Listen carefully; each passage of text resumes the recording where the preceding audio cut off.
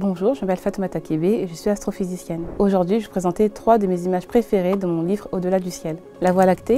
Sur l'image, on voit une portion de la Voie lactée qui est notre galaxie. Une galaxie, c'est un ensemble d'étoiles, de gaz et de poussières interstellaires et le tout est lié par la gravitation. Une portion de la Voie lactée est visible depuis la Terre et ça devient de plus en plus difficile de pouvoir la contempler à cause de la pollution générée par les activités humaines. IRS4.